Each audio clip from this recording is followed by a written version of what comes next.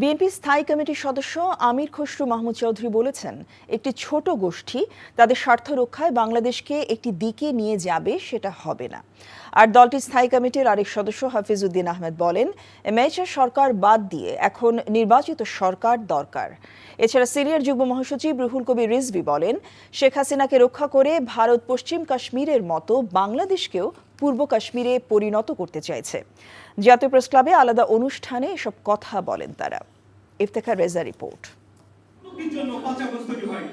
জাতীয় প্রেস ক্লাবে ডাক্তার জাফরুল্লাহ চৌধুরীর দ্বিতীয় মৃত্যুবার্ষিকী উপলক্ষে আলোচনা সভায় বিএনপির স্থায়ী কমিটির সদস্য আমির খসরু মাহমুদ চৌধুরী অন্তর্বর্তী সরকারকে উদ্দেশ্য করে বলেন, শেখ হাসিনার মালিকানার হাতবদল হয়েছে, দেশের মালিকানা দেয়া হয়নি, তাই দ্রুত নির্বাচন দেওয়ার আহ্বানও জানান তিনি। বলেন, নির্বাচিত সরকার না আসলে দেশে কোনো বড় বিনিয়োগ আসবে না।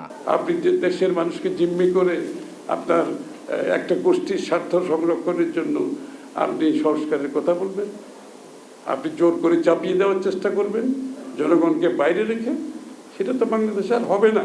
মানবিক করিডোরের অর্থটা কি? একটি অনির্বাচিত সরকার, তারা নিজেরা সিদ্ধান্ত নিচ্ছে, তারা কথা বলে যাচ্ছে।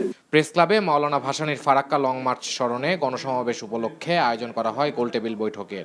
অনুষ্ঠানে বিএনপির সিনিয়র যুগ্ম মহাসচিব রুহুল কবির রিজভী বলেন, তিস্তার পানি সমস্যা ভারতীয় আধিপত্যের অংশ। ভারতেও সেখানকার পরিবেশবাদীরা আন্দোলন করেছে, মিছিল করেছে, তীব্র প্রতিবাদ করেছে একটা টিপাই মুখ বাঁধে, সেখানেও তারা করেছে। যেটা করা ঠিক হবে না, এটা ভারতেও এটার এফেক্ট হবে।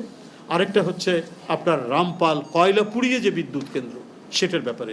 একই অনুষ্ঠানে স্থায়ী কমিটির সদস্য মেজর অবসরপ্রাপ্ত হাফিজ উদ্দিন আহমেদ বলেন, মিয়ানমারের সম্পদের উপর সুপার পাওয়ারদের নজর পড়ছে, এর প্রভাবে বাংলাদেশও ক্ষতিগ্রস্ত হতে পারে।